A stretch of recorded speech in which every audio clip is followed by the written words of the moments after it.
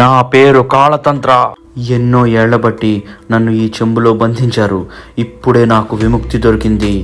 ఇంకో 2 రోజుల్లో నేను ఎప్పటి నుంచో ఎదురు చూస్తున్న పౌర్ణమి ఘడియలు రాబోతున్నాయి. ఆ శక్తి నేనే పొందాలి, అమరుణ్ణవ్వాలి అని వేరే రాక్షసుడి గొంతుతో మాట్లాడుతుంది. వసంత్ వణికిపోతూ వెనక్కి జరుగుతూ కింద పడతాడు.